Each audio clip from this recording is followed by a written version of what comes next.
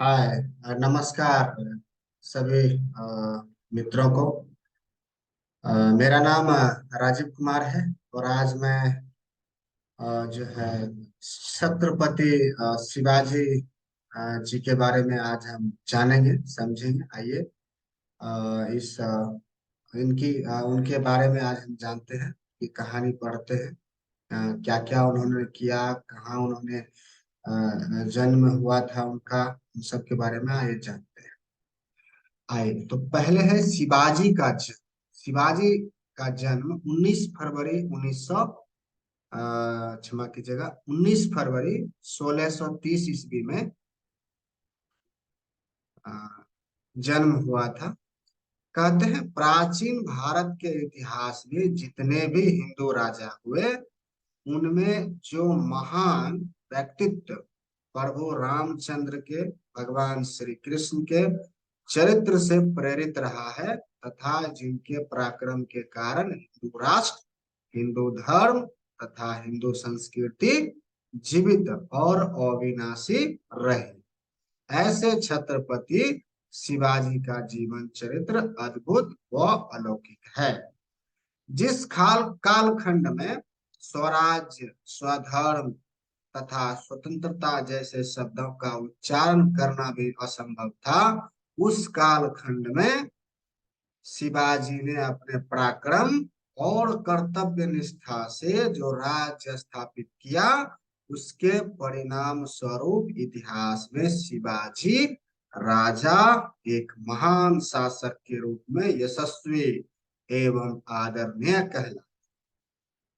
यदा यदा हि धर्मस्य ग्लानिर्भवति भारत अभ्युत्थानम् अधर्मस्य तदात्मानं सृजाम्यहम् परित्रणाय साधूनां विनाशाय च दुष्कृतम् धर्म संस्थापनार्थाय संभवामि युगे युगे। भगवान श्री कृष्ण द्वारा कहे गए वचनों के अनुसार संभवतः कलयुग में यह ईश्वर अवतार ही था।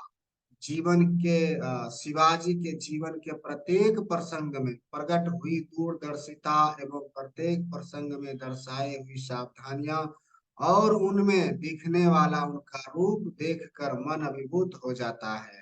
इतना चरित्र संपन्न, दूरदृष्टा और विविधता पूर्ण व्यक्तित्व का धनी ऐसा व्यक्ति इतिहास में निश्चित ही विरला है।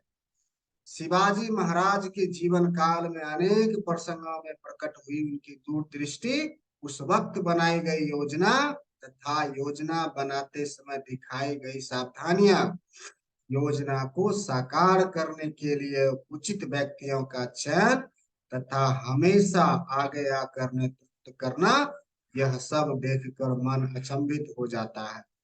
इतना अष्ट पहलू, अष्टावधानी संपूर्ण पुरुष बिरला ही होता है। राज्यकर्ता, महान नायक, वीर सेनानी, प्रजादक्ष, धर्माभिमानी, परम धर्म सहिष्णु, क्षमा कीजिए, पर धर्म सहिष्णु, चरित्राय संपन्न, दूरदृष्टि वाला ऐसा राजा विश्व के इतिहास में मिलना कठिन है। पुर्तगाली इतिहासकार कास्मो डी गार्ड के विचार में शिवाजी अलेक्जेंडर द ग्रेट व जूलियस सीजर से भी श्रेष्ठ शासक था। राज्य स्थापना करते समय प्रजा के समस्त कल्याण की जवाबदारी सिर्फ राजा की होती है, यह वे भली भांति जानते थे। इसीलिए अनेकों युद्ध लड़ने के बाद भी उन्होंने प्रजा पर नए कर कभी नहीं थोपे। प्रजा का सभी प्रकार से कल्याण करने के लिए सदैव तत्पर शिवाजी का रूप उनके जीवन इतिहास के अनेक प्रसंगों में दिखता है। उनकी इसी भूमिका के कारण प्रजा उन्हें देवतुल्य मानते थे।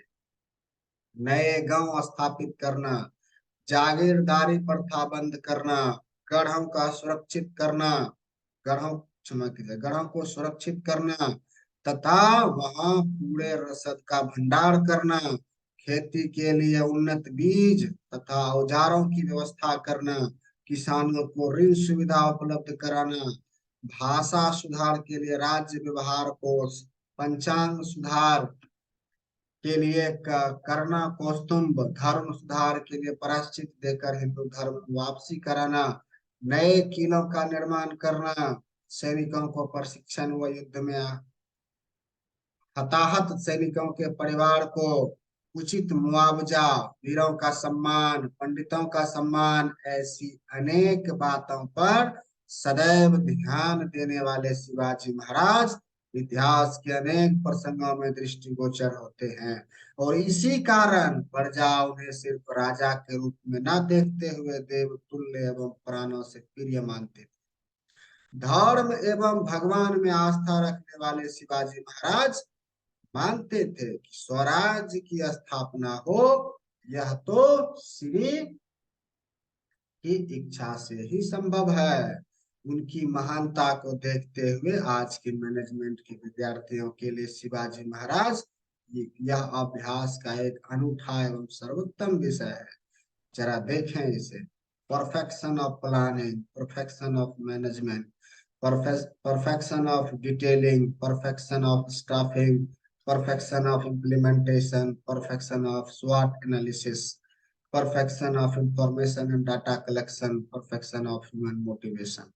So किन किन विविध किन किन विधाओं की सूची बताएं, आप खुद ही जांच कर देख लें। वैसे देखा जाए तो उस काल में शिवाजी महाराज का तत्कालीन राज्य महाराष्ट्र के आज के 6 जिलों के बराबर ही था। अखंडित हिंदुस्तान का आकार देखें तो यह लगभग नगण्य सा ही है। फिर इसका इतना महत्व क्यों? पर जब ध्यान में आता है कि मुस्लिम आक्रमण के 500 वर्षों के कालखंड में सिर्फ शिवाजी नामक राजा ने अपने साथियों को एकत्र करके मुस्लिम आक्रांताओं का सामना किया तथा अपने प्रजाजनों में एक अपूर्व विश्वास एवं स्वाभिमान जागृत किया, जब मुगल सम्राट औरंगजेब के ध्यान में यह बात आ गई कि यह भावना हिंदुस्तान के अन्य भागों में फैली और हिंदू प्रजा एकत्र होने लगे, तो मुस्लिम राज्य समाप्त होने में देर नहीं लगेगी। इसी कारण औरंगजेब ने अपनी सारी शक्ति शिवाजी को खत्म करने में लगा दी। अपनी जिंदगी के आखिरी 26 साल सम्राट महाराष्ट्र में ही डटा रहा और अंत में यहीं उसकी मौत भी हुई। यहीं से शिवाजी की प्रजा में जागृत स्वाभिमान की भावना का महत्व ध्यान में आया। शिवाजी के जन्म के पूर्व भारत की परिस्थिति देखें तो मोहम्मद गजनी सन ईस्वी 1008, मोहम्मद गौरी सन ईस्वी 1178, मोहम्मद खिलजी सन ईस्वी 1292 और बाद में मोहम्मद तुगलक के आक्रमणों से उत्तर भारत में मुस्लिम राज्यों की स्थापना हो चुकी थी। आगे चलकर मुगल वंश का आक्रमणकर्ता बाबर इस सन 1526 में भारत आया और मुगल साम्राज्य की स्थापना हुई। दक्षिण भारत तथा महाराष्ट्र में प्रथम मुस्लिम आक्रमण अलाउद्दीन खिलजी के द्वारा किया गया। मात्र 8000 की फौज लेकर आए अलाउद्दीन खिलजी का तत्कालीन राजे सामना नहीं कर सके और दक्षिण भारत तथा महाराष्ट्र मुस्लिम राज्य की स्थापना हुई। तत्पश्चात मोहम्मद तुगलक, जिसे पागल तुगलक के नाम से जाना गया, ने अपनी राजधानी देवगिरी दौलताबाद में स्थापित करने का प्रयास किया, किंतु जब तुगलक ने राजधानी वापस दिल्ली को स्थानांतरित की तब उसके सरदारों ने अपने अपने प्रभाव क्षेत्र में अपना स्वयं का राज्य स्थापित कर लिया, जिनमें गुलबर्गा, बहमनी, बीदर, वीरदशाही, वारार, इमाद शाही, बीजापुर, आदिल शाही, खानदेश, फारूकी सुल्तान, अहमदनगर, निजाम शाही आदि राज्यों का समावेश है। इन सभी में आदिल शाही एवं निजाम शाही काफी लंबे समय तक चले। वैसे देखा जाए तो इस राजकाज में मुस्लिम मुट्ठी भर थे, पर उनके सहयोग करने वाले हमारे ही भाई बंधु थे।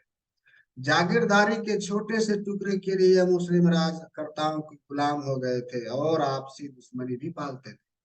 जादव तथा भोंसले परिवार में एक छोटे से विवाद के कारण दुश्मनी हो गई। दुश्मनी भी इतनी कि जीजाबाई के पिता लखूजी राव यादव अपने जवाई शाहजी राजा के खून के प्यासे हो गए।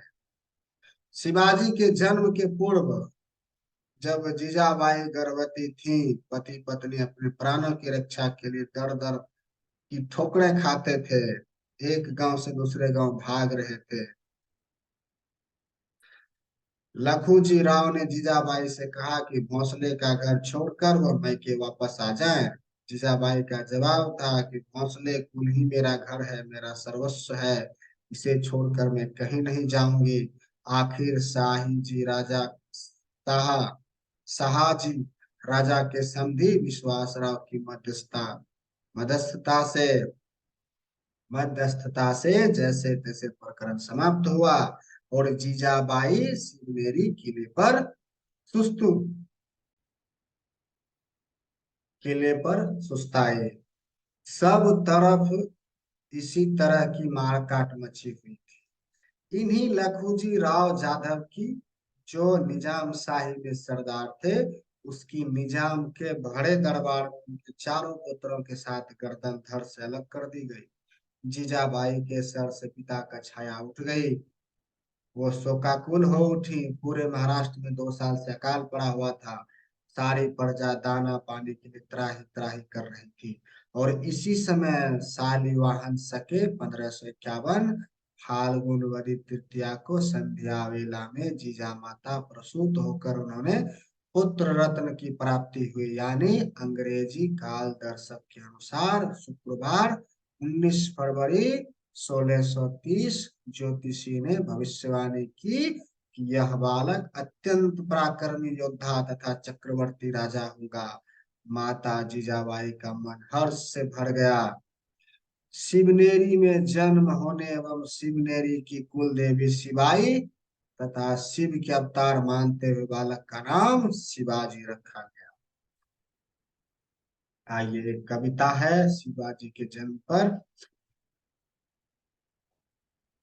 अंश शिव का धरती पर आया, जीजाई कोख ने शाहजी पुत्र पाया। शिवनेरी की शान वो हुआ, बाल शिवा का जन्म हुआ। माता जिजाई पति सहचारिणी, पति संग ही रहने की ठानी। तृप्ति थी, क्षमा करें, तृप्त थी वो बनकर जननी, नारी थी पर नहीं थी अबला। बाल शिवा का जन्म हुआ। पिता साहजी वीर मराठा, यवनों के संग सदैव लड़ता, स्वजनों का भी बैर झेलता, जन्मोत्सव भी मना न पाया। बाल शिवा का जन्म। पुत्र जन्म ही नहीं पूर्णता, राजधर्म में दृढ़ थी निष्ठा। प्रजाजनों की दीन अवस्था, किरण आस की बनकर आया। बाल शिवा का जन्म। मन में धारे सुराज कामना, अधर्म की वो करे भर्त्सना। कथा सुनाए बाल शिवा को, संगठित तुम प्रजा को करना। बाल शिवा का जन्म हुआ। माता भवानी सदा साथ हो, राज्य हिंद में सब जन का हो। प्रजा के लिए तुम पालक हो, यही प्रमुख हो लक्ष्य तुम्हारा। बाल शिवा का जन्म हुआ। आइए अब जानते हैं शाहजी राजा द्वारा विदाई कैसे। जीजाबाई और बाल शिवा की पुणे रवानगी सन 1636। शाहजी के पिता मालोजी राजा भोसले निजाम के दरबार में सामंत थे तथा उन्हें ऊंचा स्थान प्राप्त था। मालोजी राजा को अनेक वर्षों तक संतान प्राप्ति नहीं हुई। तब उन्होंने शाह शरीफ की दरगाह पर मन्नत मानी। उसके पश्चात उन्हें एक के बाद एक दो पुत्र प्राप्त हुए। मन्नत का सम्मान करते हुए बड़े पुत्र का नाम शाहजी था, छोटे पुत्र का नाम शरीफाजी रखा। शाहजी का जन्म शाहजी का जन्म क्षमा कीजिएगा, शाहजी का जन्म ईस्वी 1602 में हुआ। सन 1607 में इंदापुर के युद्ध में मालोजी मारे गए। शाहजी की माता उमाबाई सुशील सुविध अनुशासन प्रिय तथा धार्मिक वृत्ति की कर्तव्यवान स्त्री थी। उन्होंने अपने पुत्रों की शिक्षा दीक्षा का समुचित प्रबंध किया। युवा अवस्था में ही शाहजी की वीरता की कीर्ति सर्वत्र फैलने लगी। निजाम शाह ने पिता का पद और अधिकार शाहजी को सौंपा। युद्ध काल में निपुण, कौशल कुशल, महातेजस्वी तथा दान दयाशील शाहजी को देखकर लखूजी जाधव, जो निजाम के दरबार में वरिष्ठ सरदार थे, अत्यंत प्रसन्न हुए और अपनी पुत्री जीजाबाई का विवाह शाहजी से करा। जीजाबाई कुलशील, सुविद तथा तेजस्वी महिला थी। उन्हें भोंसले कुल की शोभा बढ़ाई। उन दिनों निजाम शाही, आदिल शाही और मुगल, इन तीनों में खूब लड़ाइयां हुआ करती थी तथा कथित एक दूसरे के प्रदेशों में घुसकर वे लूटपाट मचाते और खून बहाते। प्रजा के दुख की वे कोई भी चिंता नहीं करते थे। इन लड़ाइयों में अक्सर दोनों तरफ से अधिकांश हिंदू सैनिक ही आमने सामने हुआ करते थे, चाहे निजाम की सेना विजयी हो या आदिल शाह की सेना विजयी हो। मारे जाने वाला अधिकांश हिंदू ही होते थे। इन सब बातों से शाहजी राजा मन ही मन दुखी थे। शाहजी ने अपने साथियों के सम्मुख अपने हृदय के धड़कते विचार प्रकट किए, परंतु ना कोई साथीदार मिला और ना ही कोई हल निकला। ऐसे समय में उनकी पत्नी जीजाबाई उनका ढांस बढ़ाती और कहती, आप निराश न होइए, इस महाविकट परिस्थिति में से भी कोई रास्ता अवश्य निकलेगा। आपकी तीव्र इच्छा है और पवित्र है तो वह निश्चित सफल होगी। हो सकता है हम केवल नींव के पत्थर बनेंगे और इमारत अन्य कोई खड़ा करेगा। इतना विश्वास दिलाती हूँ कि आपका ध्येय पूर्ण करने हेतु मैं अपना सब कुछ निछावर कर दूंगी। शिवाजी राजा के पिता शाहजी राजा स्वयं एक वीर एवं साहसी व्यक्ति थे। वे संस्कृत के गुण ज्ञाता थे। शाहजी राजा के मन में यवनों के राज के प्रति अत्यंत क्रोध था। उन्होंने भी इस राज के खात्मे के लिए काफी प्रयास किए थे। बाल शिवाजी के स्वभाव में उन्होंने एक विशिष्ट झलक देखी। साथ ही उन्होंने माता जीजाबाई के तत्व पर भी पूरा विश्वास था। उस समय की परिस्थितियों को देखते हुए एक राजनीतिक दांव के रूप में उन्होंने शिवाजी को स्वतंत्र रूप से विकसित करने का निर्णय लिया। उन्होंने स्वयं को मिली हुई पुणे सूबे की जागीरदारी का मुख्तियार शिवाजी को बनाया। स्वयं के दरबार के श्रेष्ठ और वीर एवं विद्वान दादाजी कौंडदेव को व्यवस्थापक के रूप में शिवाजी के साथ भेजा और स्वतंत्र राज्य की स्थापना करने की सलाह दी। साथ ही अपने दरबार के निशांत एवं अनुभवी व्यक्तियों को भी साथ में भेजा। शाहजी राजा ने समय समय पर शिवाजी को उचित मार्गदर्शन देने के साथ साथियों को जोड़ने, किले का कैसे ध्यान रखना और फौज में घुड़सवार सैनिकों की क्या अहमियत होती है, ये सभी बातें भी सिखाई। उन्होंने शिवाजी राजा की राज मुद्रा भी बनवाए, जिस पर लिखा गया, प्रतीप चंद्र लेखेव वर्धिष्णु ईश्वर वंदिता साहसूनो शिव अस्याः मुद्रा भद्राय राजते। अर्थात प्रतिपदा के चंद्रमा की कोण के समान बढ़ती जाने वाले संपूर्ण विश्व द्वारा वंदित शाहजी पुत्र शिवाजी की राज मुद्रा लोक कल्याण के लिए सुशोभित हो। जीजा माता तथा शिवाजी राजा को विदाई देते हुए समय शाहजी राजे जीजा माता से कहते हैं, इस प्रकार कहते हैं, आई। शाहजी राजा द्वारा विदाई का इस प्रकार कविता के द्वारा कहते हैं, संभव जो नहीं हुआ हमसे शायद संभव हो शिवा से। जुल्म यवनों का और न सहना, स्वराज जब है स्थापित करना। हो न सकेगा हमारे दम पर, प्रयत्न करो तुम अपने दम पर। शिवराय को साथ में रखना, उचित शिक्षा का प्रबंध करना, स्वराज्य अब है स्थापित करना। पांव पूत के दिखे पदने में, झलक दिखी शिवा के गुणों में, जागी आस हमारे मन में, शिव रूप नव राजा है आना, स्वराज्य अब है स्थापित करना। नहीं जिजा तुम अन्य स्त्रियों सम, तेज और बुद्धि का संगम, इन्हीं गुणों के कायल हैं हम, इसीलिए विचार करना, स्वराज्य अब है स्थापित करना। समझते हैं हम विरह वेदना, आपका भी यही है मानना, यश ना मिले त्याग के बिना, इस पीड़ा को अब है सहना, स्वराज्य अब है स्थापित करना। लोग कहेंगे आपको त्याग, पुत्र के संग पुणे भेजा, इन बातों पर गौर न करना, ध्याय स्वराज्य का ही रखना, स्वराज जब है स्थापित करना। प्रभु राम ने छोड़ा अयोध्या को, श्री कृष्ण ने त्यागा मथुरा को, राज सुख नहीं सीता को, इतिहास का भी यही है कहना, स्वराज अब है स्थापित करना। साथ देता हूँ सुजान जनों को, प्राण निछावर भी कर दे जो, साथ हमें भी सदा समझना, हाथ हाथ आपके यश को आना, स्वराज अब है स्थापित करना। न्याय नीति से कार्य करना, सभी मामले साथ जोड़ना, स्वराज हिंदवी स्थापित करना, भवानी माँ से यही मांगना, स्वराज अब है स्थापित करना।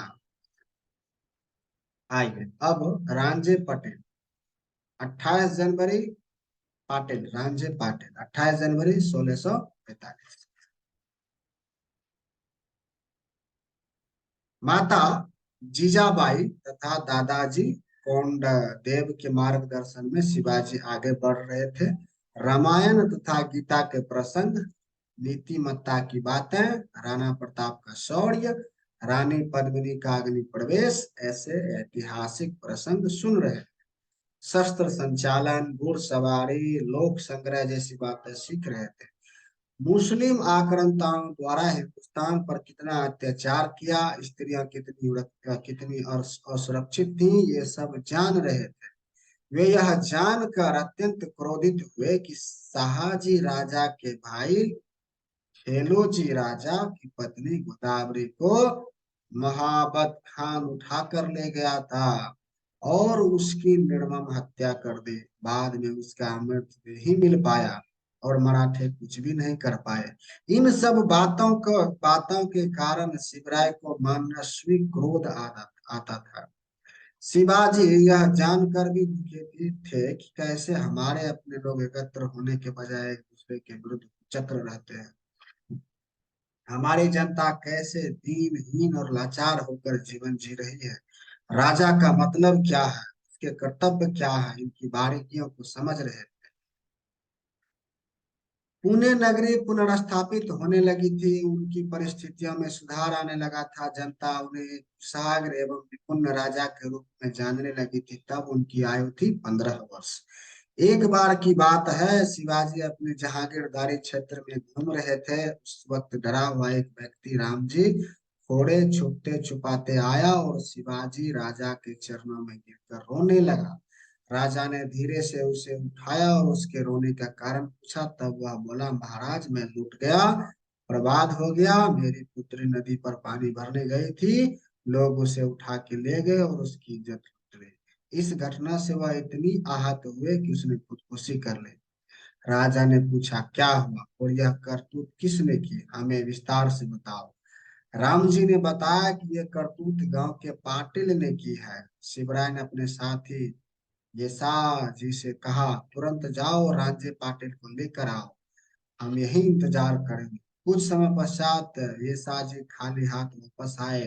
राजा के पूछने पर उसने कहा, महाराज पाटिल अत्यधिक घमंड में है और कहता है कि कौन शिवाजी, कहाँ का राजा, वह तो एक बच्चा है। मैं रांझा का पाटिल हूँ और यहाँ का मालिक हूँ, यह मेरे मर्जी चलेगी, जा कह दो अपने शिवाजी को।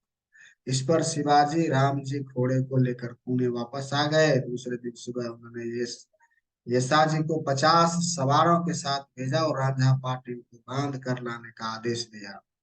दरबार बुलाया गया और पाटिल को हाजिर किया। राम जी से पूछा, यही वह शख्स है जिसने तुम्हारे पुत्री की इज्जत लूटी। राम जी के हामी भरने पर पाटिल से पूछा, बोलो पाटिल तुम्हारा क्या कहना। पाटिल तब भी घमंड में बोला, मैं आपको राजा नहीं मानता, मुझे आपसे नहीं पंचों से न्याय चाहिए। अत्यंत क्रोध में राजा बोले, अगर पंचों से न्याय चाहिए तो पाटिल की पुत्री को भी हाजिर करो, उसका भी कुछ कहना होगा। पाटिल बोला, यह कैसे संभव है आप। क्रोध में कांपते हुए राजा बोले, खामोश। पाटिल गांव का पिता समान होता है और तुम अपने ही गांव की बेटी की इज्जत लूट ली। उस बालिका के नजदीक जाते समय तुम्हारे पांव रुके क्यों नहीं? उसके वस्त्र खींचते समय तुम्हारे हाथ कांपे क्यों नहीं? उसकी इज्जत लूटते वक्त तुम्हें अपनी माँ का, अपनी बहन का ख्याल क्यों नहीं आया? अगर ऐसा ही चलता रहा तो मुस्लिमों के राज में और हमारे राज में क्या फर्क रह जाएगा? ये साजिश। हाथों से पाटिल ने बालिका के वस्त्र खींचे थे और जिन पांव से चलकर उस के समीप गया था, वे दोनों हाथ खाड़ फेंके। इस राज्य में ऐसी घिनौनी हरकत फिर न होने पाए। यह राज्य तो भगवान श्री की इच्छा से स्थापित होगा और माता बहनों का यहाँ पूरा सम्मान होगा, रक्षण होगा। रांझे पाटिल, न्याय कीजिए राजे शिवा, न्याय कीजिए, पुत्री की मेरी इज्जत लूटी, स्वाभिमानी थी, प्राण त्याग दी। जघन्य कृत पाटिल ने की थी, शर्मनाक यह हरकत थी, शिकायत शिवा शिवा ने सुनी थी, सहने की यह बात नहीं थी। रांझे पाटिल को बुलवाया, दम्भ भरा यह जवाब आया, कौन कहाँ का है वो राजा, बालक है वो 15 साल का। पाटिल हूं मैं रांझा का, मालिक हूं मैं खुद मर्जी का, बटिक मेरी सारी रायता, इस दुनिया का यही सिरस्ता। बाल अवस्था थी, शिव मूर्ति परिपक्व थी, उनकी बुद्धि निष्ठा आयु से अधिक थी, मुख से बोल में क्रोधाग्नि थी। संस्कार नहीं ये मेरे धर्म का, ना हो आचरण विधर्मियों का, ना हो चित फिर पद्मिनी की, ना हो कीर्ति फिर गोदावरी की। नाये कुतुब या आदिल शाही स्थापित हो यहाँ धर्म गवाही। माता दर्जा हर एक स्त्री का, सम्मान रखेंगे माँ बहनों का। जकर के लाओ उस अधम को, न्याय हमारा यही है उसको। सत्व नारी का करेंगे रक्षण, आए न फिर शर्मनाक वो क्षण। कैसे करूं क्षमा मैं उसको, गांव मानता पिता जिसको। बधिर क्यों न हुए कान उसके, दहाड़ते हुए आर्त सुनते। कांपे क्यों न हाथ उसके, उस नारी के वस्त्र खींचते। थमे क्यों न पांव उसके, उस अबला के समीप जाते। उखाड़ फेंको उन हाथों को, छू न सके नारी के तन को। तोड़ तोड़ो उसके पांव काट कर, जा न सके अबला के पद पर। सजा क्या है ऐसे गुनाह को, मालूम होते सब जनता को। राज्य होगा या तो श्री का, करेंगे रक्षण माँ बहनों का। आइए आज का जो है जानकारी यहीं पर विराम देते हैं। अगले दिन यहाँ से फिर से आगे स्टार्ट करेंगे। धन्यवाद।